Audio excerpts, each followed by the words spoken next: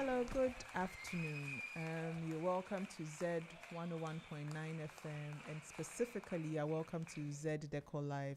We are back from Easter. Nobody brought me anything, and I'm talking about DJ Way. DJ Way, there.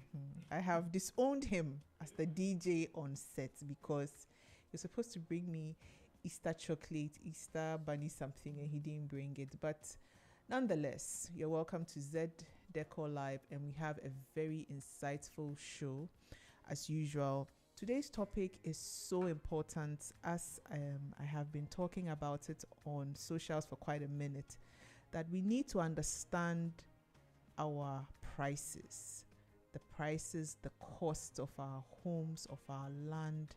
We need to, we like to always say, oh, this place is expensive. This place costs 40,000. This place costs 100,000. If it's CDs, we are collapsing. If it's dollars, we want to collapse even more. But we've never found out from the experts. We've never brought them in. We've never questioned them in our communities, in our society, in our church, we've never really called them and asked them that, why is it so? And they are with us. So today Zed has taken a step further in that direction, and we've got an experienced, well vested in Ghanaian law, Ghanaian land. He understands what it is, and we've brought him. So for an hour, we're going to stress him big time. But before I do that, we'll do a spot of music, do a quick DIY, then my guest and I share pressure. So let's do music and I'll come back.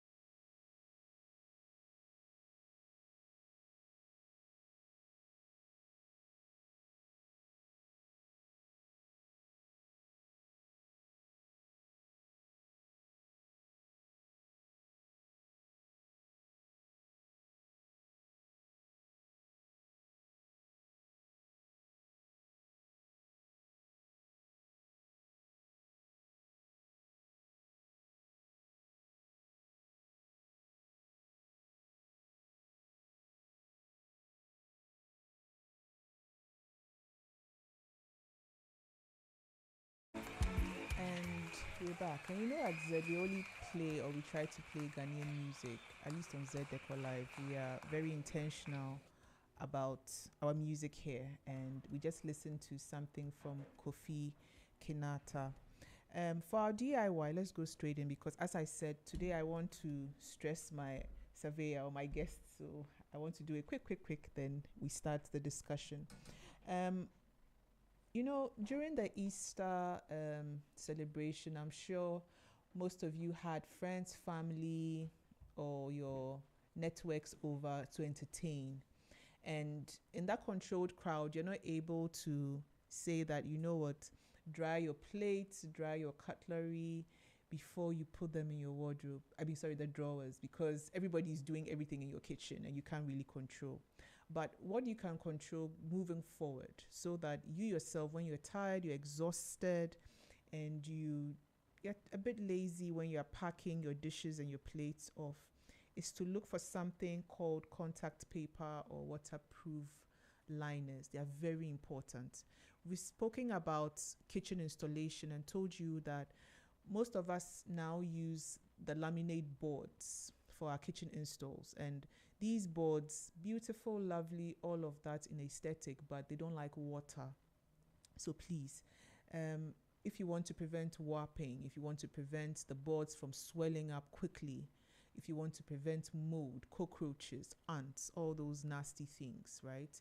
What you can do is to look for contact paper or waterproof liners, which are available. You have most of them in shops. That's even those who are selling the boards, they sell these as well. They are accessories they sell, right? It would soak the water.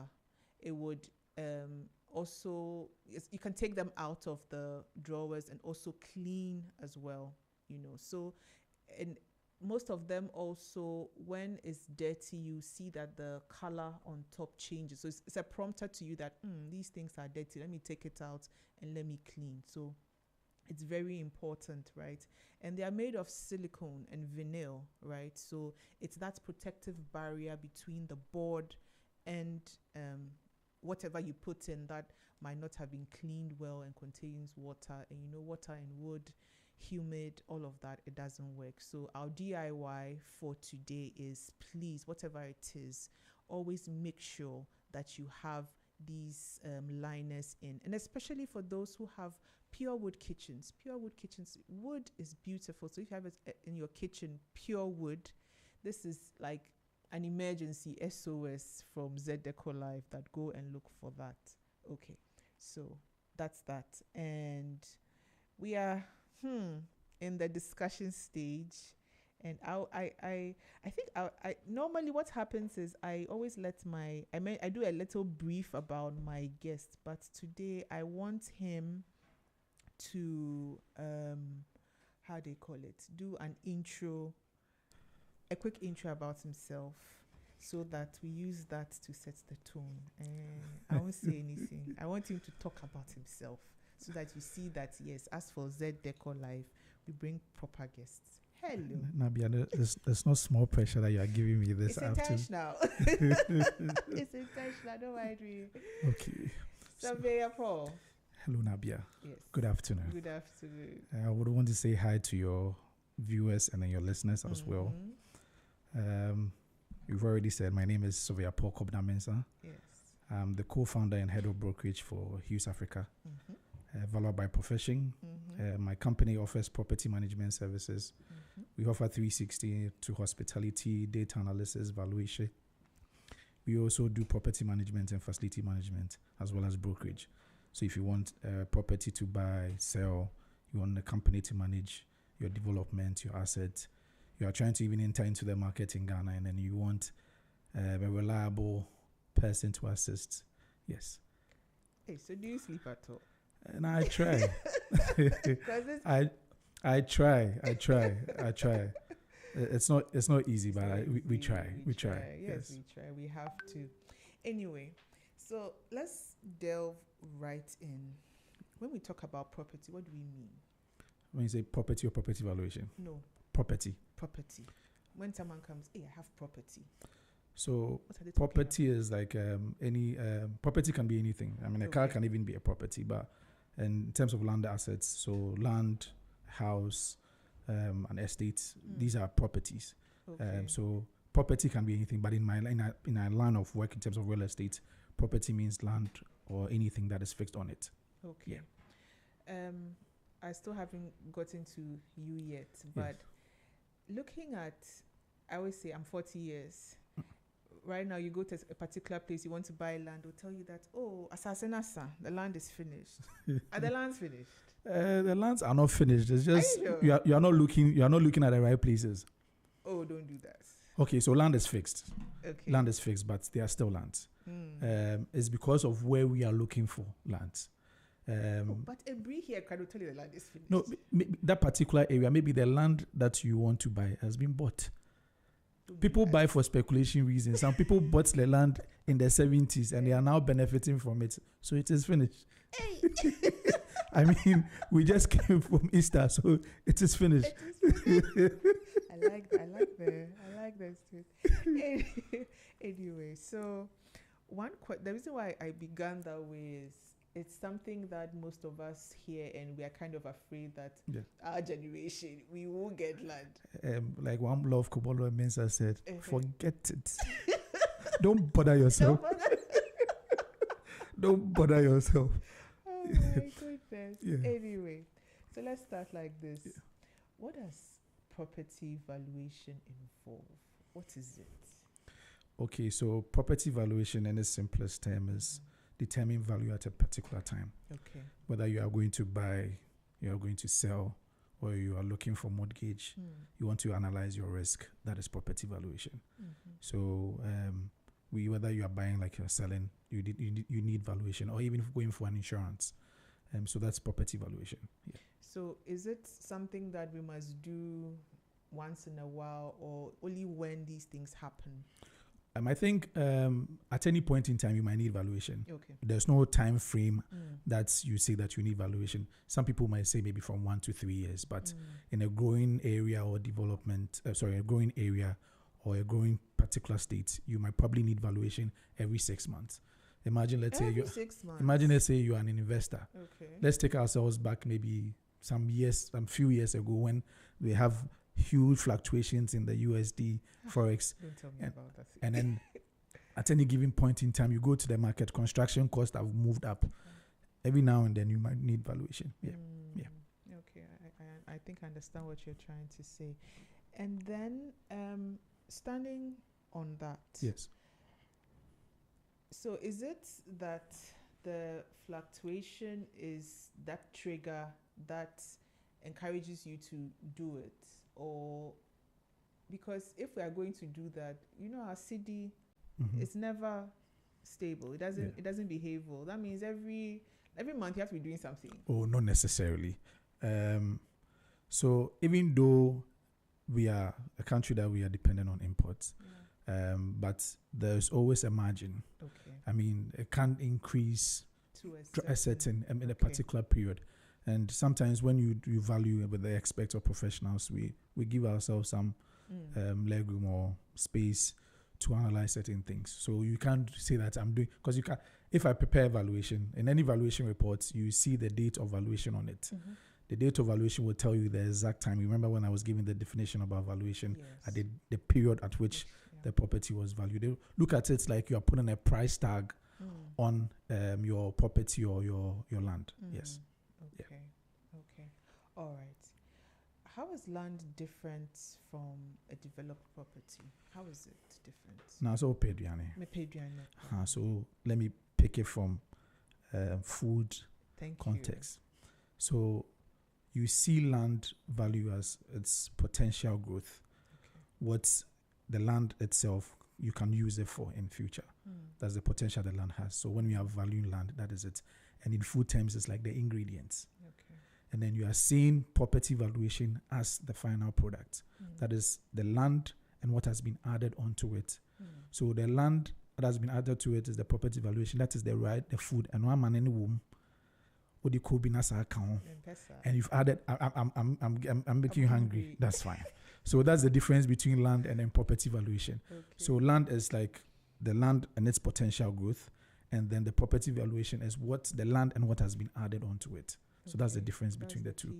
The key difference. Yes. Okay, and I'm doing a certain particular list of questions. Yes, madam. I realize that you are taking me to school. Now, based on that? So, what factors influence property values in Ghana, based on what you've just said? I would say 3, but I'll add one more at the end of the day. Okay. So I think location, it's one major factor when you are valuing property. a land in East Legon is where we are now is different from a land in Kaswa or Pram Pram. At the same time, too, we look at infrastructure. Where your land is situated will also drive the value of the property. Another thing that we are also looking at is demand, because the basic economics is that when there's no demand, there's no supply. So there has to be demand for that. So these are the three determinants. And then maybe one other thing that I will add is interest. We sometimes forget that when we are buying land, or even when we are valuing land, is the interest that subsists in the land that we look at. Because if you don't have value, if you don't have any interest in the land, more or less, at the Hobart, yeah. So let's stay on that again. Yeah.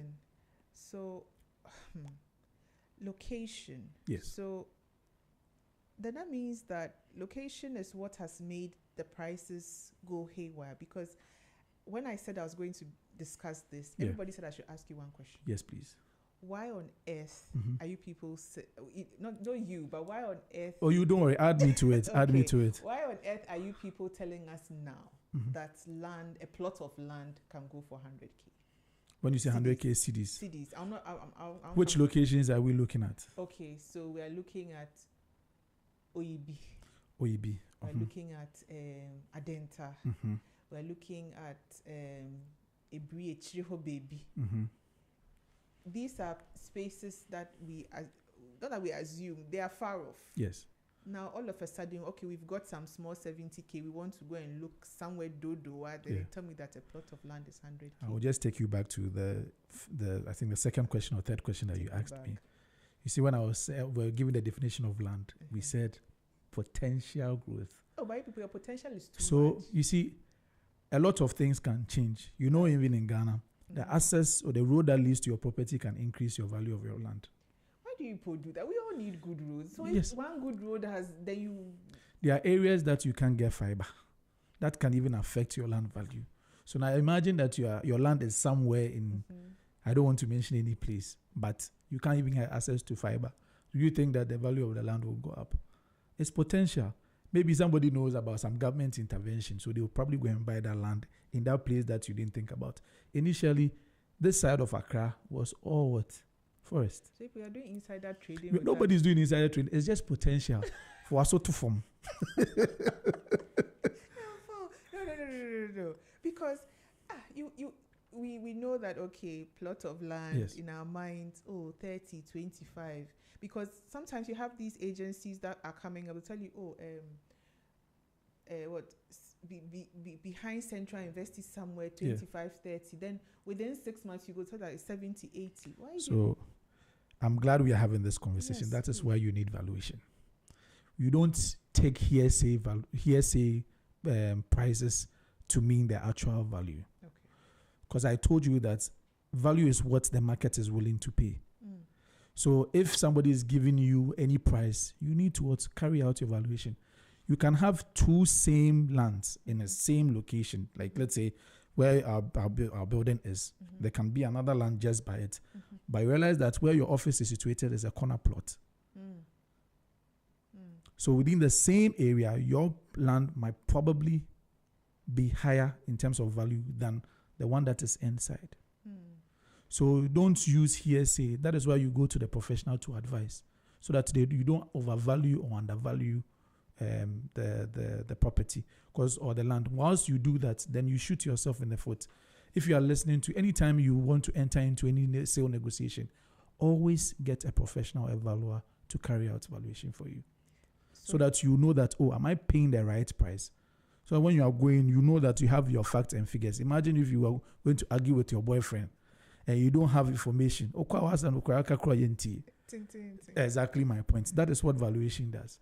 So you're telling me that Nabia has heard that there's 90,000 somewhere. Yeah. I have to have the backing of a lawyer. I have to have a backing of two types of surveyors, you and the one who is going to a land surveyor. Is that what you're telling me? Okay, so if you are buying land, there are processes or costs that incur during that process. Let's go over, please. So sometimes people mention surveyors and they swarm us together. We have three divisions. We have the land surveyor. So the land surveyor is the the person or the professional that handles the marketing and actually depicting the coordinates of where your land is. Yeah. It's not wasa as na start free and hende wa ha ana baby aboba ni besi no no. Getting somebody that would actually show you where your plot starts and end is the land surveyor. The quantity surveyor is the one that actually goes in terms of preparing costs, how much it would cost for you to develop your property. And then as estate surveyors or valuers are the ones that prepare, determine the value of the property. You can even spend so much, but at the end of the day, it's what the market is willing to pay. That is what we will come in. Or even preparing feasibility studies to find out if that investment that you as an investor you want to enter into is feasible for you to even pay back. Okay. Imagine, let's say I want to build a gated community in Cantonment, but I want to make it affordable. Now, a plot of land in Cantonment alone will probably cost you, say, plus or minus, let's say, 500,000 cedis. Then you go and buy that 500,000 cedis and you want to do for affordable housing to rent it for maybe 2,000 Ghana cedis a month.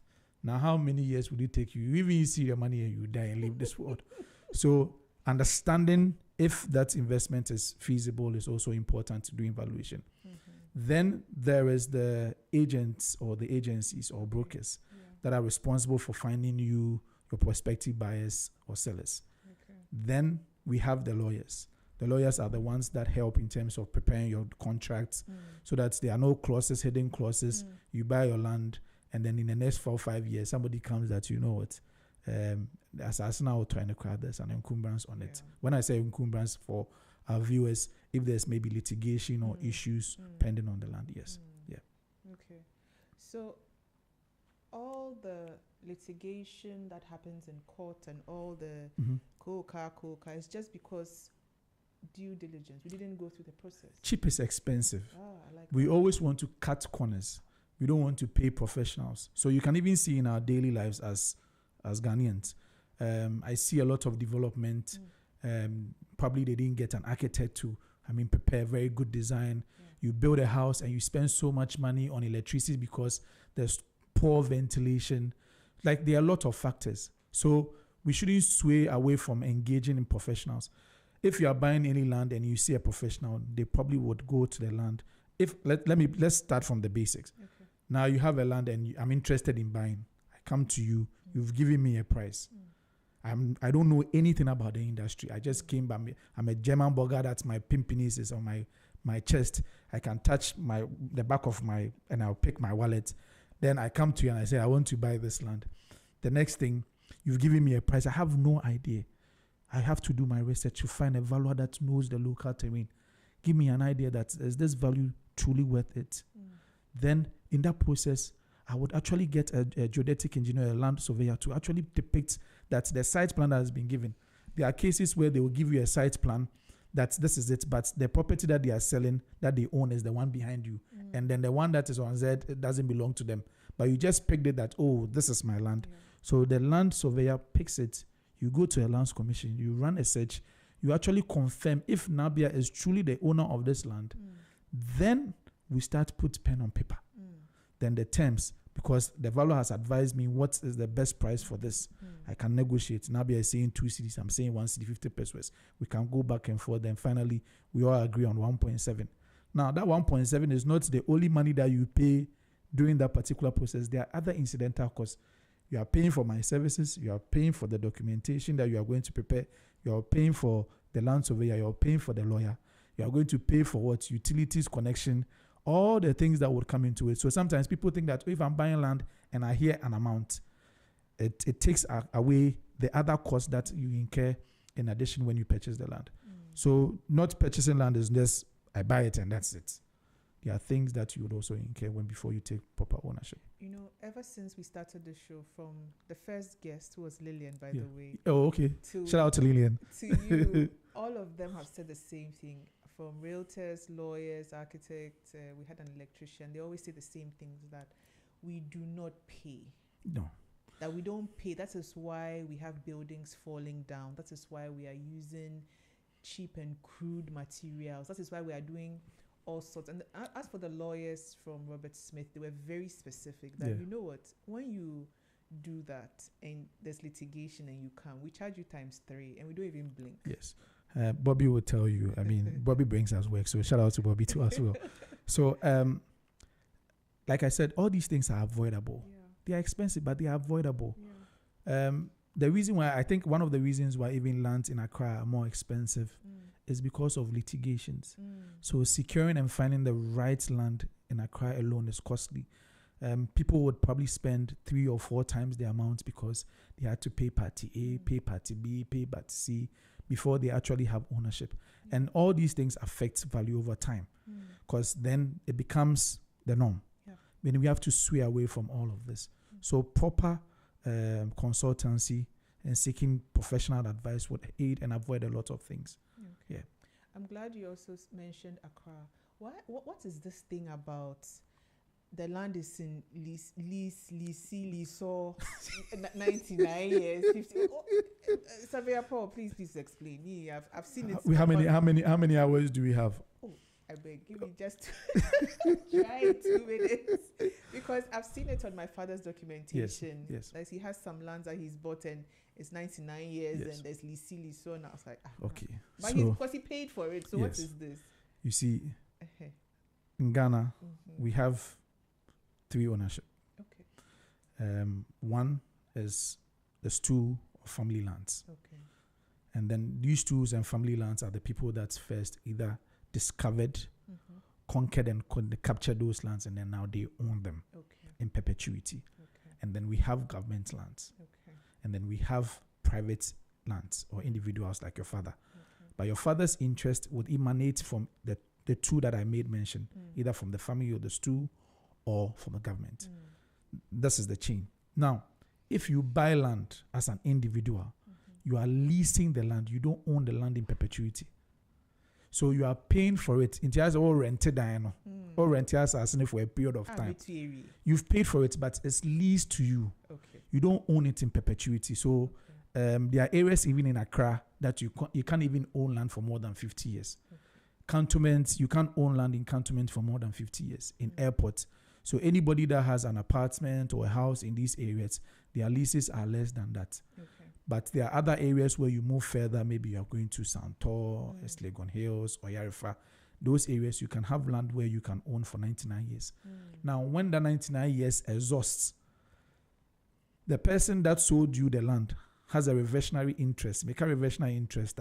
It means it goes back to that person.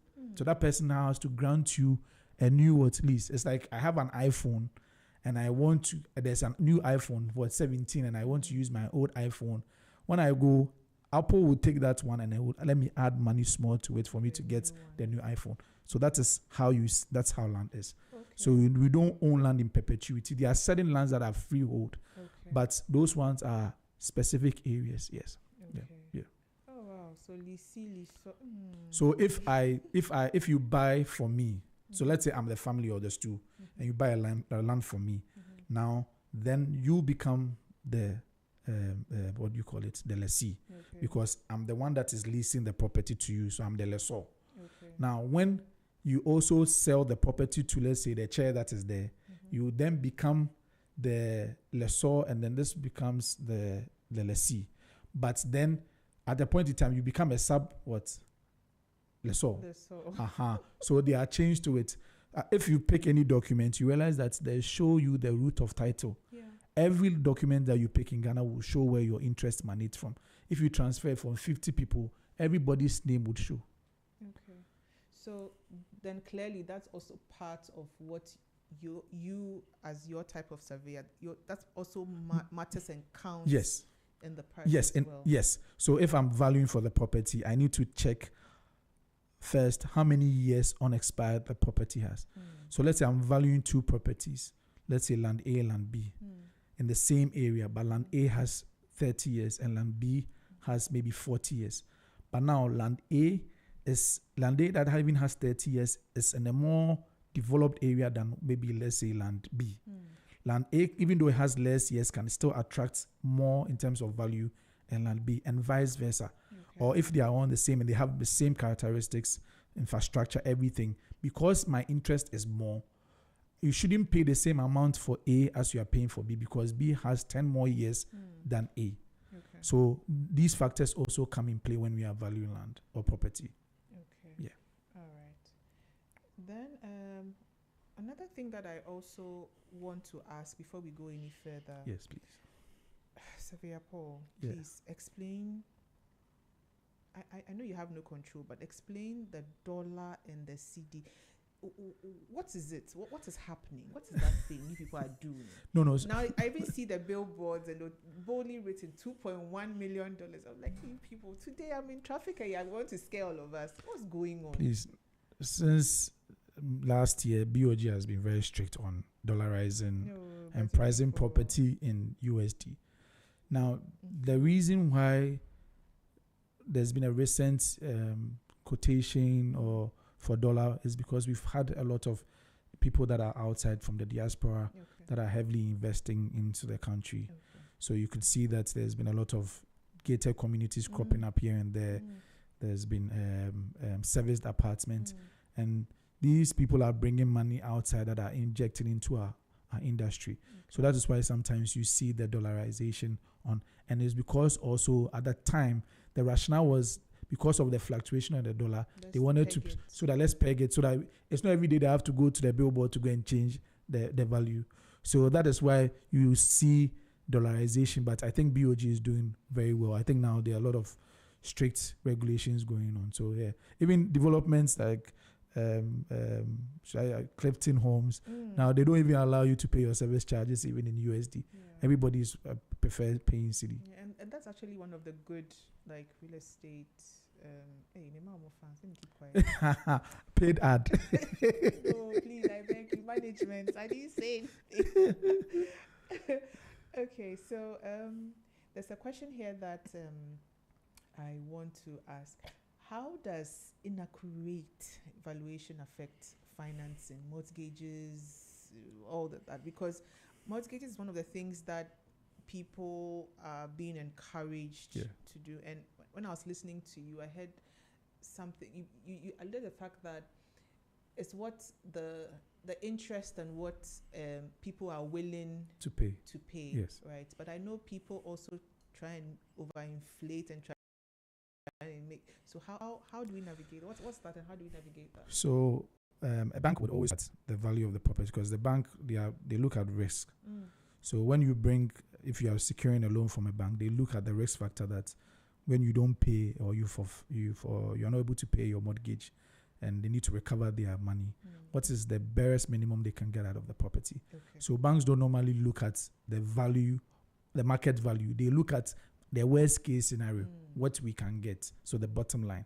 So for banks. But then again, the one that you're also going to apply for the mortgage, you need to also know how much your property is worth, so that you can actually push for a good rate from the bank. So let's say if your property is undervalued, that means the risk that you get when you are you default, that means you are getting low money. But if your property is also overvalued, the bank would also not take that price. At the same time, if your property is overvalued, you pay more taxes. If your property is also undervalued, and then you are securing anything, let's say you are an investor and you've built and your property is undervalued, you lose. So that is why accurate valuation is important. Yes. You can never be we don't have let's say we can have two values. Our values would differ because there's an art and a science behind the work that we do. And it comes with experience too as well, and data. So you can have two values have the same value, but it would be a bit off. Let's say maybe I might probably prepare valuation, it might be 10,000 Ghana cedis more based on the factors that I looked at. You can also prepare the valuation, it might probably be 10,000 Ghana cedis less. But that doesn't mean that my value is right and your value is wrong. It shouldn't be far wide. If let's say I prepare a valuation and another valuer prepares another valuation, and then it's 100,000 Ghana cedis different, then there's cause for alarm. Okay. So overvaluation. There are some houses that. Okay, so recently I've been seeing something on LinkedIn because of what I do. I read, or most of my LinkedIn contacts are those who sell houses, real estate agents, and all of that. And they are complaining about something which you mentioned. They say people are overpricing the apartments that they want to sell, and their homes, and they come to them as real estate agents or agencies that I want to sell my house for 1.2 million CDs, and the house is not moving. And then they come and say you are the one who is not selling or doing the marketing. What's that thing? So for a seller like that, they've not done proper valuation, like I said. So how did they reach the 1.2? Valuation is not so. You can spend so much in a property, but that might not be necessarily what the market is willing to pay. It is advisable to. I'll get to your point, but I just want to give basis. It's advisable to spend in an area that has potential growth. Spend less to get more than spend more in a stagnant area. So let's say I want to put a $1 million property in. Not to say anything, Kasua people, please forgive me, but I put a $1 million property in Kasua, and I want to sell it. The markets there are now not ready to pay 1.1 million Ghana cedis for a property. But if, let's say, I put something similar in Cantonment, I may or I might get that because there is demand for that. So with proper valuation, it will tell you that developmental cost is not, even though it influences value, but that is not the determinant of the value of what people are willing to pay on the market. So let me interrupt you. That means people are just looking at the iron rods, the cement, and all those things that they've pushed in the furnishings. Yes. That's all they are looking at. So you hear that, Kawin, I'm a boy, this is what I'm looking for. But the fact that Kawin, I'm a boy, doesn't mean that is what people are willing to pay. That is why I said in the beginning that engaging a valuer would also help you tell whether this particular investment that I want to venture, is it viable or not? Remember my example that I gave that I put up a property in Cantonment and I want affordable rental. It is not feasible because we are not doing it. You are not entering into it as like charity. You are doing it because you want to recoup something. Now recouping that, imagine you put that property in an area like that and you are paying that amount. It will take you longer for you to recoup your investment. So that is why I said developmental cost, even though it influences the value, it's not the determinant, the final determinant of what people are willing to pay on the market. Then if I'm listening to you once again, Xavier Paul, then this our, without the risk of being political, but then this our affordable housing thing, it's a problem. So I think holistically, we are not doing, not to sound political, but I think I have to be very blunt with my assertion. We pick and choose to more or less satisfy voters than, development. Looking at it from the general perspective. Everything is in Accra, so there's a lot of demand. So it's very difficult to even put up affordable housing in Accra, like proper CBD, let's say East Legon, Spintex, etc. So we are always going outside, forgetting about infrastructure. I'm preparing affordable housing further away from Accra, and there are no good roads. There are no good hospitals. Schools. There are no good schools. Lights, water. Then I'm earning, let's say, 4,000, 5,000 Ghana cedis a month. My fuel from driving from X to Y will take me almost about 2,000 Ghana cedis. My rent is 1,500 Ghana cedis. Exactly. So all these things would then push for people to be corrupt. Yeah. This would also push for people to look for quick ways to make money. Then you see that influence the pressure on young kids, young boys, young adults, and trying to push and trying to make it. Landlords are sometimes demanding rent, or they are demanding you to pay rent in advance. So the industry is, even though we've seen a lot of regulation, but there's still gaps that we need to fill. So you can't pick and choose and say that, okay, this. So as I said, we have to look at it holistically. Maybe governments can also come up with interventions and compulsorily acquire certain areas and then give it to private individuals for them to operate for a period, then government will own it back. We have to look at it, not just picking and choosing that, okay, this election is coming, so let's do this to get the vote of. I don't think that is right. Because housing is a problem. If you just tuned in, you have missed a greater part of the conversation, but this show will be repeated on Sunday at 5 p.m. You're tuned in to Zed 101.9 FM. I have Surveyor Paul in, and if you're listening on Facebook Live and YouTube as well, you understand why he's the best person to discuss this with, and he's coming. I've removed my eyes. I'm not looking at him, but he's going to come again and come and give us more, because blunt conversations matter when we're talking about this thing. And yes, we are growing. We are the ones growing, marrying, divorcing, doing all sorts of things. Let me find divorce. Now look at divorce is the thing now. Let me add it to divorcing and acquiring property and all of that. So owning and having all these discussions is part of the process. So we need to have blunt power to Jesus, honest to God, everything I'm telling you, or else asemaba. Yeah. Sticking on that, regulatory frameworks. Yes. Are there any that protect buyers and investors? I know there are, but there are lots. So from the Constitution, that is the establishment of Lands Commission. So Lands Commission is the institution that oversees transactions, land ownership, etc. in Ghana. We have the Ghana Institution of Surveyors, that is our regulatory body. Okay. I don't know if your technical people can even do that. You go to ghis.org.gh. You can go to a section called Find Surveyors. You type in, you see all the surveyors that are in good standing. There are details on that. So that's the regulatory body that governs us.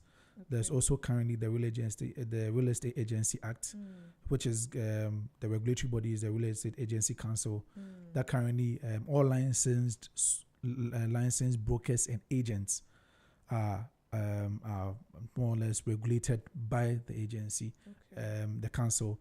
And because there are processes you have to go through at any point in time when you sell and you even rent properties more than a year. Okay. But people don't do it till cases come. So please use licensed agents and brokers under the agency. That's the Real Estate Agency Council. We are currently going through some other frameworks, which I'm sure the CEO would put it in place. I think the Land Act too, that also in terms of transfer, transactions for property, all of that, yes. So, once again, it looks like Ghana, we are so good when it comes to these things. So we have the framework, we have the laws. So what is it? Let me step out of technical, and then I should come. Okay. What is our problem? I think enforcement. When I was in, I think, senior high school or JSS, I remember my auntie Grace. She's a doctor at crop research. She came in and she was like, they went for an interview or some conference in East Africa, and she was sitting behind some East Africans, and then one Ghanaian was there presenting, going, and then somebody said in front, the Ghanaians, they have all the theory, but they can't implement it. And that hurt her so much. I remember this vividly. And that hurt her so much because you could see the pain, and then in terms of how she was describing it. It's the same thing. We have so many laws.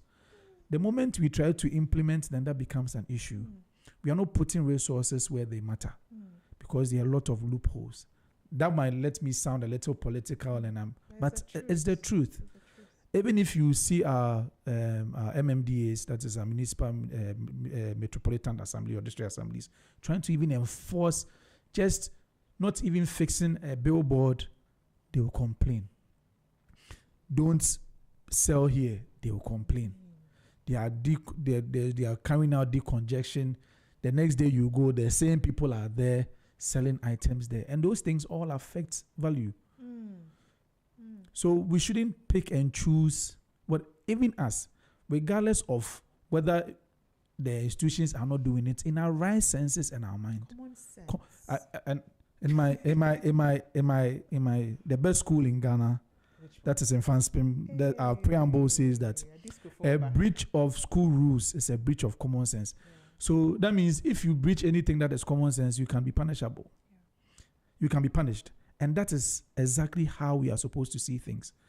And I think 2-3 years ago, my visit in Singapore, I was having a conversation with our driver, and then I asked him that, why is your country so clean? Yes. And he said, Paul, it's not, you can chew the gum and it can drop. It's the action that you take after it drops. Yeah. So it has been instilled in them. And this is a country that we had our independence before.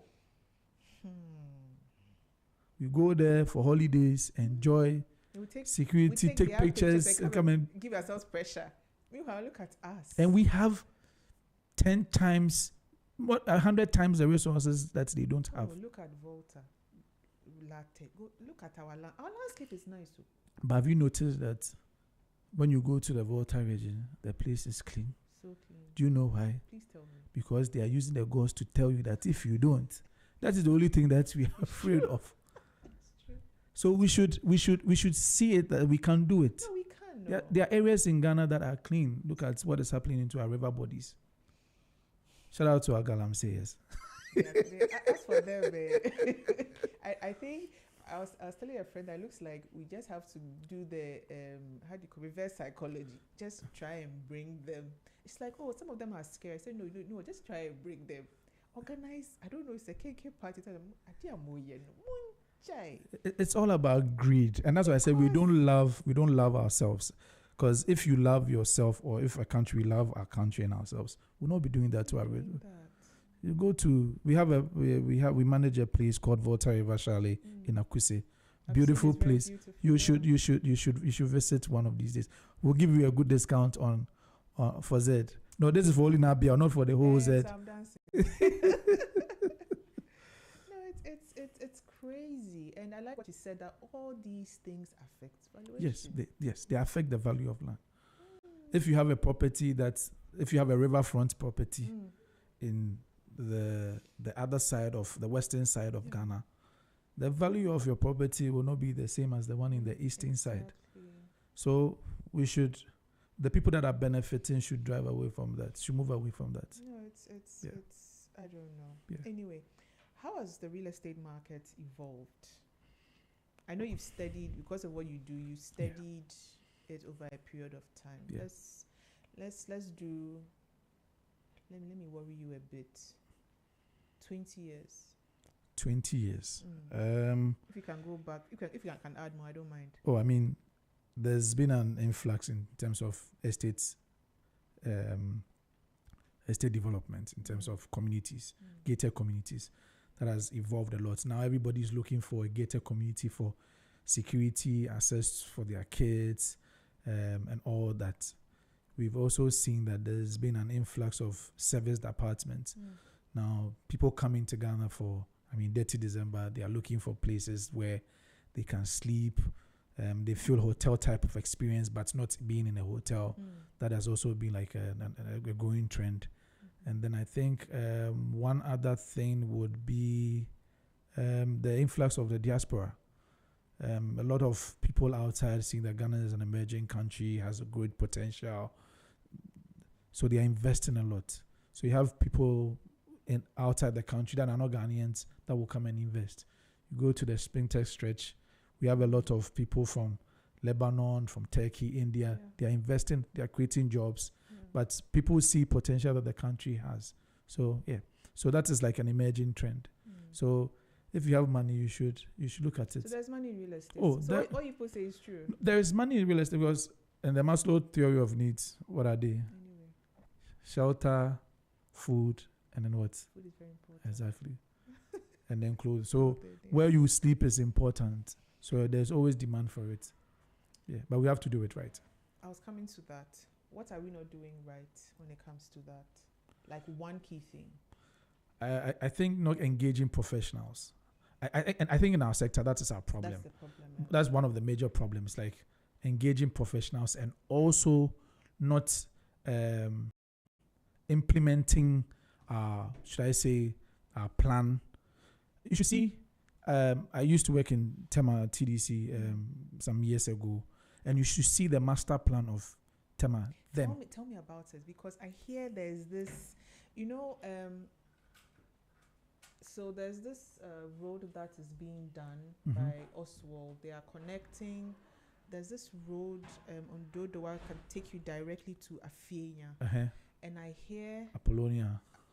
That there's this master plan Yes. of that road network Yes. all the way sitting. Yes. It has sat there for a very long time. So I'm excited. Please tell me how Do you know how Tema was built? Please tell me. From Akosombo. Oh, you're lying. So Akosombo, Tema, in terms of transporting coal and all of that, and also to serve the port. But I realized that Tema has evolved over the years. So there's supposed to be proper redevelopment. So the plan that Tema had back in the 50s has not changed. It's still what it is. You go, I think Apollonia is doing something similar. They are replicating that. You see Lakeside currently is even replicating that they have communities 1, 2, 3. Yeah. So the plan is there, but we have to do it right. Did it have rail? Did it include rail? It's all part of it. There's a master plan that connects Akosombo to Tema, that connects from Tema to Accra. I think the Road and Transport Ministry should look into that. So comprehensively, let me take you back 10 years. Please do. But no, 15 years. Okay. Chado. Look at the new roads. Yeah. You go to Chado now, the development in Chado has increased exponentially. Yeah. Schools, Ghanaians, we are forceful. They should fix the roads. They should provide us with the utilities. The private individual would invest. And that would even grow the economy. America, it was from what?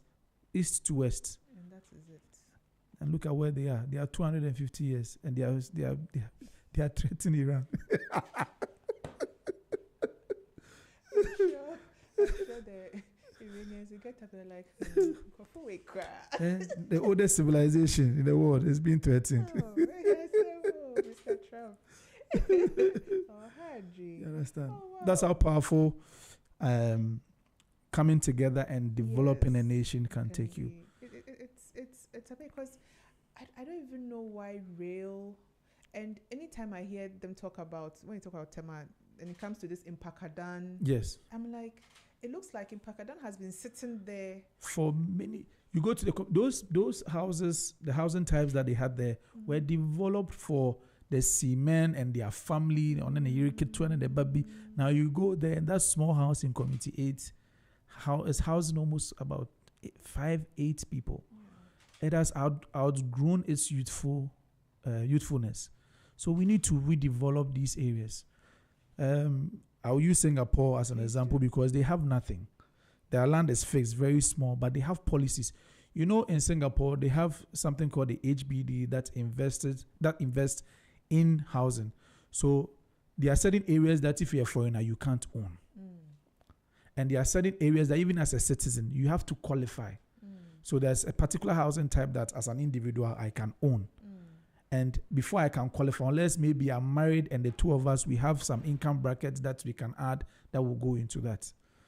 In Singapore, Airbnbs, you can't do Airbnbs less than 5 days. Because if there's that influx, it would also push demand and that would affect them.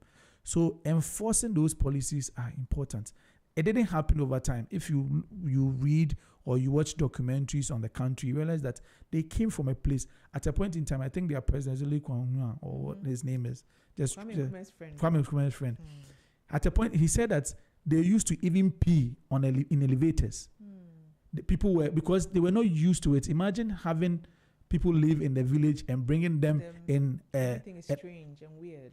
But it had to do with looking out for your neighbor. And that is how he built the country. So enforcing it, we should change the archaic mentality that we have and help our nation grow. Changing the archaic mentality. Your type of surveyors, do we have them in the district assemblies? Oh, yes. There's surveyors and valuers everywhere. You are lying. You find them in the Ministry of Finance. You find them in the banks. You find them in law firms. You find them in the district assemblies. You find us in we are Lands Commission. We are in estates. We are all over the place. But so sometimes, I know you are just hiding. All of you are hiding in Lands Commission. But no, it's not all of us are. Oh, really? I'm a valuer. I'm into private practice. There are a lot of us. I said, go to ghis.org.gh. We are all there. You will see all of us and our beautiful faces. We are all there. Sometimes, yakasa omunti. And I feel like I think technocrats, we should also involve ourselves more into not necessarily politics, but you should force yourself into this, because now because there's flooding and all these things happening. You think that they don't know? Now you think that they don't know? Oh, they are fully aware. When I say they are fully aware, I mean people that are responsible for. They are fully aware. That, back to my earlier session, we just have to enforce it. You know, when you are building and you apply for a building permit, when you are building, they need to even come and check. People build and they don't even do any structural integrity tests. It was somebody's responsibility to go there to check if what was submitted is exactly what they are doing. No, it's not. Somebody will show, I'm building a 2-3 bedroom house. The next time you go and they have built some clubhouse. Because when the demolition, I intentionally was waiting for them to finish the demolition, so I look at the pictures. I think before. And I was looking at the iron rods. I was looking. Look, that thing was sand, though. Yeah. And I was like, I didn't wonder what type of sand, because sand is not sand. And nobody is accountable for it. I haven't had any arrests. No, at this, like, immediately arrested. Somebody there should be resigning, because it's your responsibility and it was on your watch. Yeah. But when you start building, immediately you put your fence wall, stop work and produce permit. How they always find you to write the stop work produce? That guy, I'm looking for that guy. I'm sure he's sitting somewhere. He's like, oh, see Nabia and Paul. Don't mind them. Oh my goodness. Anyway, last but one question before you round up. What role does urbanization play in influencing property valuation? I know you've kind of answered. But I'll still touch base.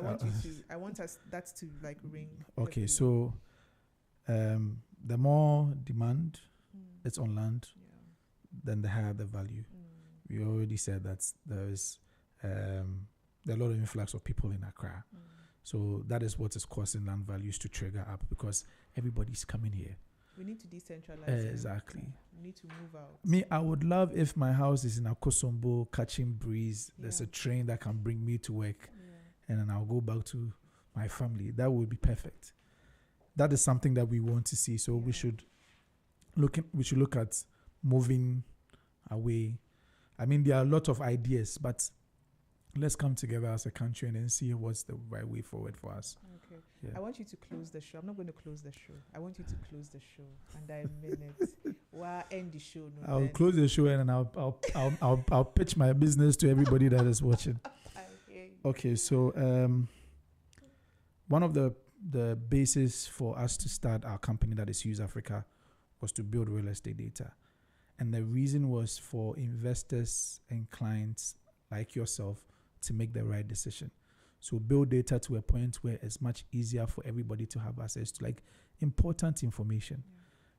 Over the years, we've moved out we branched into property management. We've been into hospitality. We have an events page called Lotus Gardens in Adrigan, not far from here, as well as Casa Lotus. So please, if you are looking for a place to have your wedding, birthday, whatever it is, you can book the space. Hospitality, Volta River Chalet, Villa Iman. We have Airbnbs, close to about 250 units that we manage. Okay. So that was the idea. So we are well versed in it. And then one thing that I've come to realize is that cheap is expensive.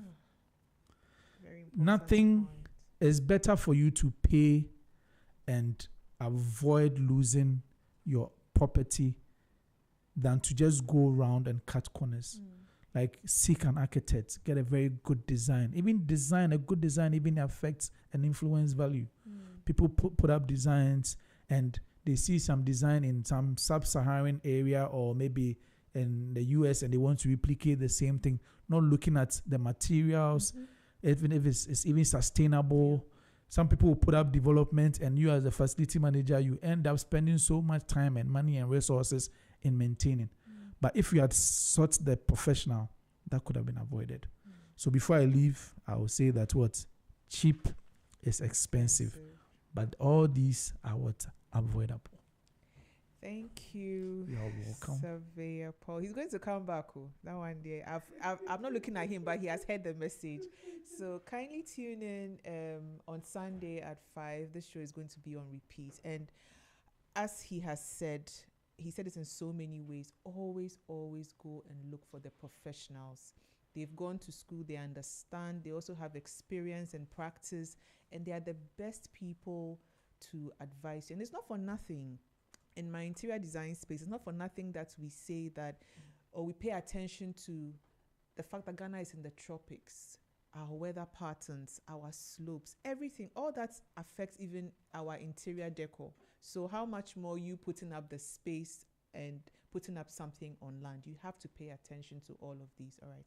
So Highway 1019 is about to start, and I'll see you next week, Friday. But as I said, tune in on Sunday at 5 on repeat. Everybody, bye.